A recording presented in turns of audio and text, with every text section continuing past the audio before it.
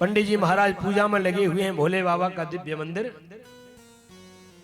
राजा का जो बेटा था राजकुमार, वो जंगल में गया शिकार खेलने के लिए, एक राजकुमारी को देखा और मोहित हो गया, विवाह करके घर पे लेकर के आ गया। राजा ने कहा बेटा ये कौन है? बोले मेरी धर्म पत्नी है। अच्छा, घर में रखा है, समय व्यतीत तो होने लगा है। प्यारे भगवत प्रेमियों, एक दिन क्या हुआ कि रात्रि में सो रहा था राजकुमार और धर्म पत्नी ने देखा कि कोने में तलवार रखी हुई है। तलवार को उठाया, पत्नी तलवार को ऐसे हाथ में लेके बैठ गई। इतनी भारी तलवार और इसका म्यान इतना सुंदर है, तो तलवार जाने कितनी सुंदर होगी। पति नीचे लेटा हुआ है। आपने देखा होगा भारी तलवार म्यान से निकालो तो एकदम झटका सा लगता है।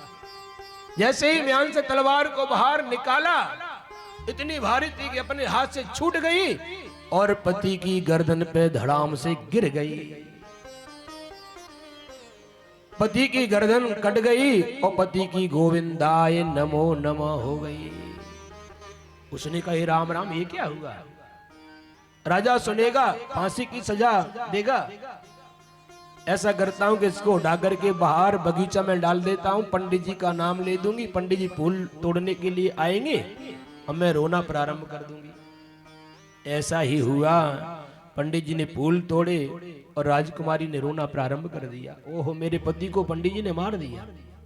सैनिकों को पता चला, राजा को सूचना दी। राजा ने कहा पंडित जी को बुलाइए। पंडित जी हमारा हाथ जोड़ के सामने थर थर कांप रही है। अरे राजा साहब, हमने तो आज तक एक चूहा भी नहीं मारा है और तुम्हारे बेटा को मारने की हमारी हिम्मत। पर लेकिन प्यारे भगवत प्रेमियों, अपने बेटा की बहू कह रही है तो विश्वास हो गया, क्योंकि दो आदमी, एक मूर्ख और शंख दूसरे के भूंग से ही बजते हैं। राजकुमारी ने रो करके कहा, राजा ने प्यारे भगवत पे विश्वास कर लिया। पर लेकिन राजा बड़ा बुद्धिमान था कि अगर ब्राह्मण को मार दूंगा तो मुझे ब्रह्म हत्या लग जाएगी, इसलिए तलवार के द्वारा इसके हाथों को काट दिया जाए। हाथों को काट दिया। भोले बाबा के सामने पहुंचा। बाबा, तेरा बड़ा दिव्य में श्रृंगार करता था, तेरे भांग से लेप लगा करके तुझे सजाता था, कहीं भस्म लगा के सजाता था, बढ़िया चंदन बढ़िया माला तुझे पहनाता था और बढ़िया पंचमुखी लेकर के तेरी मैं आरती जाकर के करता था।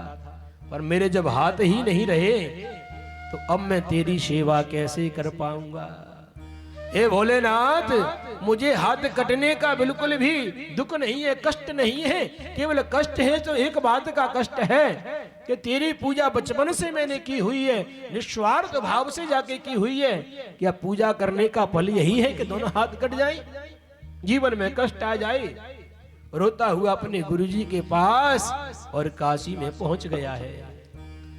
गुरुजी के दरवाजे को आवाज लगाई। गुरु माता ने दरवाजा खोला। गुरुजी घर पे है।